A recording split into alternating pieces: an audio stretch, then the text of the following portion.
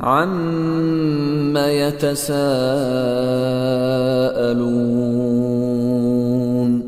عَنِ النَّبَإِ الْعَظِيمِ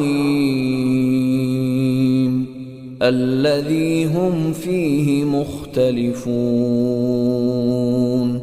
كَلَّا سَيَعْلَمُونَ ثُمَّ كَلَّا سَيَعْلَمُونَ